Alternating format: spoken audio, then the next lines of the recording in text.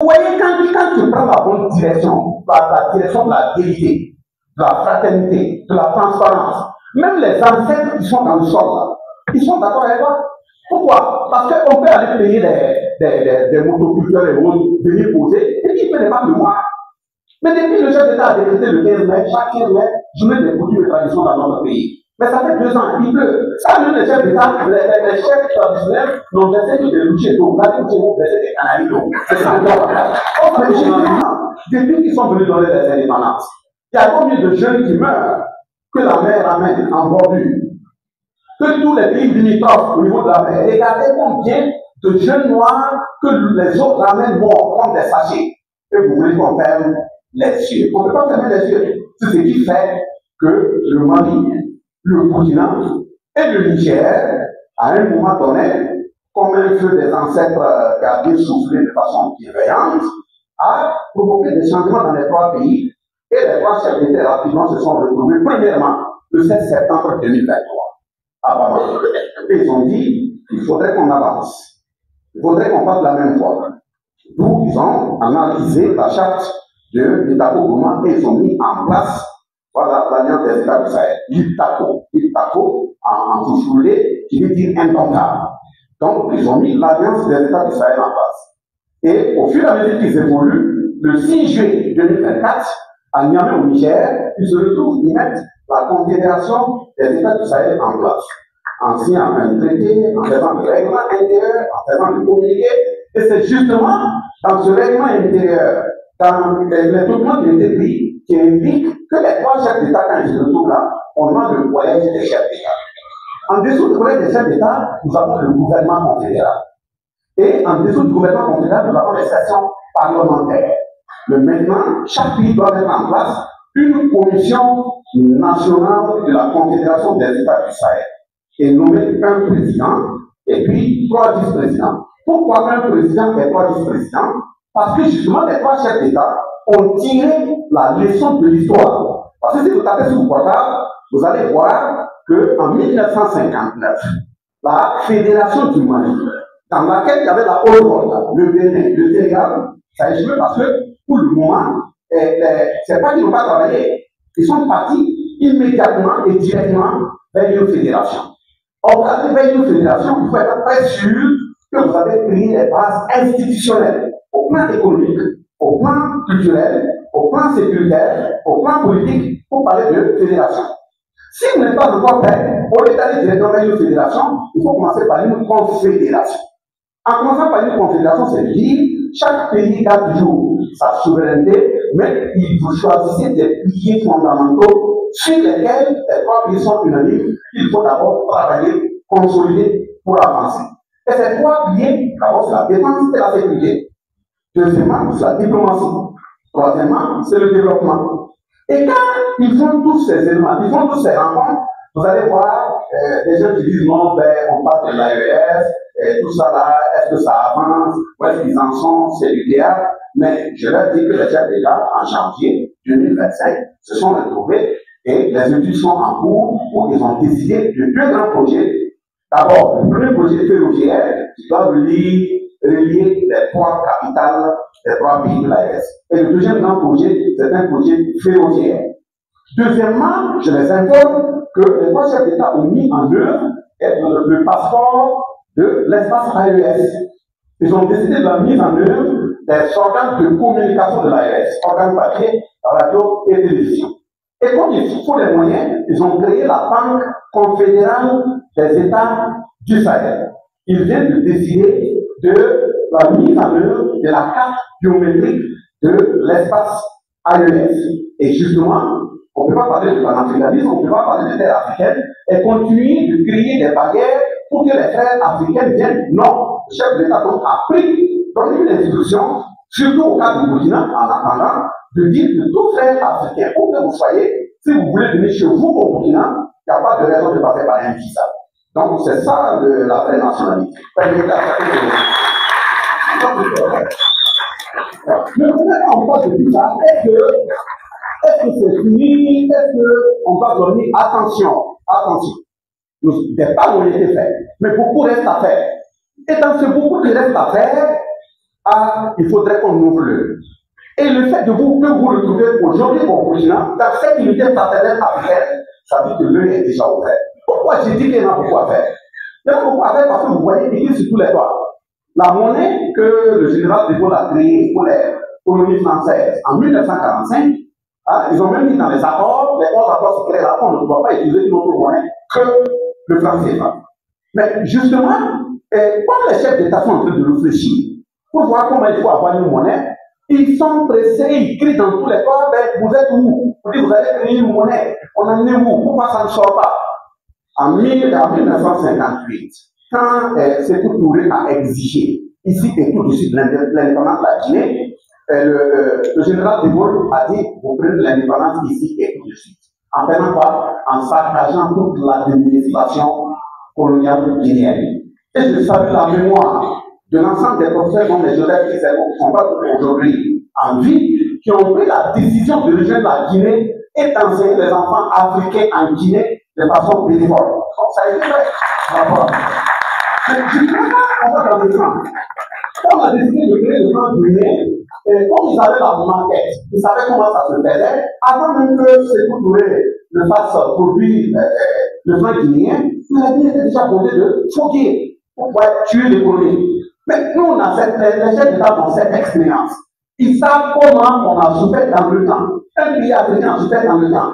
Mais si tu es tombé, il est très bien de regarder là où tu as trébuché, l'obstacle qui t'appelle trébuché, pour tomber. Parce que si tu restes là où tu es tombé pour regarder, demain tu te trébuches encore, pour regarder l'obstacle. Donc, quand ils sont pressés pour dire, bon, vous dites vous allez payer, ouais, vous allez tout. C'est notre monnaie. C'est nous qui avons dit, on veut changer de monnaie. Toi, tu es pressé pour quoi? C'est pas ta monnaie. Voilà. Donc, depuis quand tu prends ta route et tu dis à l'ennemi, va, tu pars ici. Restez, attendez. Un beau jour, vous allez comprendre que nous avons notre monnaie et puis on fonctionne correctement. Mais justement, la question pionnière, ce n'est même pas le fait d'avoir une monnaie. C'est pas ça qui les dérange. Ce qui les dérange là, puisqu'avant pour payer des armes, il faudrait que ce soit en CFA, que la France ait le contrôle, qu'il ait la possibilité de produire des brevets pour empêcher de payer tel avion, tel garage, tel char. Non. Parce que nous, on ne va plus comme ça utiliser votre franc CFA. Ça, c'est bien. On a aussi changé les partenaires. Ça, c'est mieux. Maintenant, on va vous mettre devant le fait accompli que chaque semaine, c'est des quantités, des dizaines, des centaines de chars qui rentrent au continent. C'est des milliers de calaches qui rentrent au continent. Avec quoi on paye, ça, c'est pas votre problème. Est-ce que c'est des aides ou quoi? Ça, c'est pas votre problème. C'est ça qui leur fait mal. Ils veulent dire, on achète la produit, on va vous dire. Tout le temps, on paye même là. Voilà, quand on paye même chez vous, on veut payer le calage qui normalement devait coûter tant de francs, on va se retrouver le plus multiplié par 3. Mais depuis qu'on a changé le partenariat, mais nous avons la possibilité d'aller dans les usines où on parlait. Et puis, ce qui nous étonne, on va venir les trouver là-bas, et aussi ils sont assis. Car ils venaient acheter, aller mettre leur marque pour nous revendre. Ça va aller comme ça. On va faire. Donc, on va comme ça. Donc, ils sont pressés, votre frère à Saïd, on ne va pas vous le dire. Le général Kani a dit, les techniciens travaillent, quand le temps viendra, ils vont leur donner la parole, ils vont sortir pour communiquer. Ça, c'est le premier élément. Pour montrer que la bataille doit être aussi. Deuxième élément, qui indique qu'on ne doit pas fermer c'est la question alimentaire. Vous savez très bien que l'alimentation, c'est le premier médicament du corps. Qu'est-ce qu'on mange? Vous allez trouver des produits qui doivent même être consommés par des animaux. On les transporte, on les met dans nos pays. Vous prenez un petit bol de riz, vous mettez dans une grosse manette, vous mettez le feu, ça se gonfle, ça remplit la manette. Le riz, ça contient quoi? Vous allez voir maintenant ça dans cette consommation dont on ne connaît même pas des sources. Vous allez trouver des enfants de 12 ans, 13 ans, 15 ans, on dit qu'ils souffrent de tension. Mais comme un enfant de 15 ans, lui, il est marié de vivant. Je n'ai pas dit que malade dans l'enfant. Il est marié de vivant. Là, le problème. Donc, il y a des maladies dont on ne connaît pas, d'où on a dit, les chefs d'État ont décrété la question de l'autosuffisance alimentaire. Et l'autosuffisance alimentaire, on est en train d'avancer. Vous voyez, quand tu prends la bonne direction, la direction de la vérité, de la fraternité, de la transparence, même les ancêtres qui sont dans le sol, là, ils sont d'accord avec toi. Pourquoi? Parce qu'on peut aller payer des motoculteurs et autres, venir poser, et puis ils ne peuvent pas me voir. Mais depuis le chef d'État a décrété le 15 mai, chaque 15 mai, journée des produits de tradition dans notre pays. Mais ça fait 2 ans, il pleut. Ça, même les chefs d'État, les chefs traditionnels n'ont versé que des louchers d'eau. Là, ils ont versé des canaries d'eau. On va on en lien avec nos forces, avec la culture. Ça avance. Voilà pourquoi pour pouvoir mener une telle lutte et avancer, il faut avoir un esprit de vérité, de transparence et d'unité. Donc, une unité révolutionnaire. En dehors de ça, ce n'est pas possible. Le troisième élément, après l'alimentation et la question du franc CFA, c'est la question médicale. Qui peut dire que les comprimés qu'on n'a pas là, véritablement, c'est pour nous soigner et c'est ça qu'ils produisent? Je félicite la douane qui vient de faire un show dans une localité. Des tomates et des produits. Les vaccins qu'on nous dit sur nous, peut-être qu'ils prouvent que c'est des vaccins, est-ce que ce n'est pas pour nous programmer à mourir en masse dans 10-15 ans? Est-ce que ce n'est pas des robots qu'on nous injecte pour ici? On met à côté. Vous amenez des médicaments, vous mettez même des noms là-dessus. Le nom, on ne sait pas, c'est le grand-père de qui. Vous amenez un vaccin, vous dites qu'il s'appelle Johnson & Johnson. Johnson va se guérir. Et je viens pour me vacciner, vous dites que je ne me vaccine pas, je ne peux pas voyager. Et tu veux me vacciner, tu dis même à mes gens de me dire, bon, si tu prends le vaccin Johnson & Johnson, bon, tu dois faire 1 semaine, 2 semaines sans prendre l'alcool. Je dis, c'est pas grave. Mais quand il dit de ne pas faire, c'est ça même qui tue l'antidote.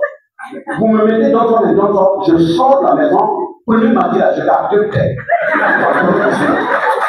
Ouais. Donc, le quatrième élément, c'est la question judiciaire. On ne peut pas vouloir des présidents qui vous gèrent bien. Et les gens s'appellent de l'autre côté, on ment sur eux, on fabrique des preuves, on vient les attraper pour aller les poser à la Hague, à la Cour pénale internationale. Pourquoi? Les États-Unis partent là-bas. Les autres Européens, celui qui est en Israël, qui massacre les gens, ils partent là-bas. Pourquoi ils ne sont pas nos arrêts? Est-ce qu'il y a plus criminels qu'eux? Donc, de ce point de vue, on ne va pas admettre, continuer de nous soumettre à des élections de Cour pénale internationale. Appeler la Cour confédérale, la Cour judiciaire confédérale. C'est ça que nous allons faire. Et maintenant, l'autre législation lequel on doit jouer là, c'est le légit du mandat, l'éducation. On n'a pas continué de laisser les enfants, on les attrape, on emmène dans des pays, on ne sait même pas ce qu'on leur fait, après ils disparaissent. Non, il faut qu'on revoie les curricula. Les curricula dans lesquels on nous a enseigné le mensonge. On a même dit oui que Christophe Colomb a découvert les États-Unis. On nous a fait réciter ça pendant des années. Or, Christophe Colomb, oui, justement. Or, Christophe Colomb, lui, il a été aux États-Unis en 1492. Notre grand-père, aïeux, Boubacar Mansa de Mali, a été aux États-Unis en 1312. Donc, ça veut dire que Christophe Colomb a été là-bas après lui 180 ans, encore 2 siècles après. On va changer de conflit et justement, en fait, dans l'éducation, on fabrique des documents, c'est ce qu'on a fait à l'ONU. Comme on ne veut pas que l'Afrique qui s'est bataillée pour libérer le monde vienne à l'ONU, on dit non, quand on a dit ceux qui sont les vainqueurs n'ont qu'à venir, la France a couru à aller s'asseoir. Toi, tu as vaincu qui? Toi, tu étais occupé. L'Afrique est venue te libérer. On dit aux vainqueurs de venir, toi, tu vas t'asseoir à la place de l'Afrique. Et puis maintenant, pour nous amener à indiquer que nous, on doit être absents du banc, ils fabriquent même un terme, je nous donne. Pour dire non, vos grands-parents n'ont rien été. Sur le champ de bataille, ils ne tiraient même pas correct, ils tiraient ailleurs. Donc, par conséquent, ils sont des tirailleurs. Moi, mon grand-père n'a jamais été tiré ailleurs. Il n'a pas tiré ailleurs. S'ils avaient tiré ailleurs, la France n'avait pas été libérée. Mais on enseigne ça pendant combien d'années à nos enfants? Des anciens combattants tirailleurs. Anciens combattants tirailleurs. Ça veut dire, je suis fier. Pour dire que moi, mon grand-père n'est pas là. Viens t'arrêter, il va prendre une feuille passer la place. Il a tiré ailleurs. Donc, ça, c'est au niveau de l'éducation. Troisième phase de l'éducation, on ne va pas continuer à faire des blindés, continuer à faire des calages, continuer à faire des... Non! L'État doit s'organiser. Si on doit donner des bourses, nous avons besoin de véhicules, non? On voit avec notre partenariat quel est le pays qui en fabrique les bons véhicules. On prend 100 enfants, 200, on les envoie, on les suit.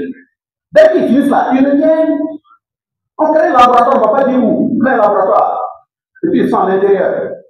En tout cas, dans 2 ans, 3 ans, on voit des nouveaux véhicules, mais il y aura la coupe qui sortent. Au niveau de l'environnement, ça sera pareil.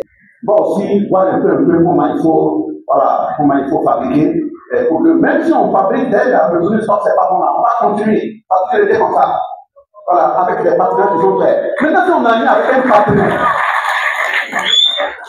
Si on arrive avec un partenaire, et que le partenaire aussi n'est pas correct, on se dit au revoir, ça ne va pas tourner. Hein.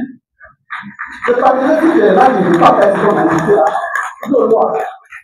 Parce que, et pour terminer par là, même les institutions de béton qui donnent l'argent, regardez le comportement. Vous venez vous faire des bases pour saccager des pays. Même l'éducation a été saccagée. Et comme ils ont des dirigeants qui aiment l'argent, ils mettent l'argent dans les caisses, vont prenez, vous voyez les enfants là, ce n'est pas la peine de les faire redoubler. Il faut les faire passer systématiquement. Voilà, parce qu'à partir du CM2, on peut commencer à voir. Or, chez vous là-bas, quand les enfants sont déjà 15-16 dans une classe, vous commencez à lier 200 entre eux. Chez nous, ils sont assis 200, 300. L'enseignant n'a même pas la possibilité de marcher entre les rangées pour vérifier, contrôler les enfants.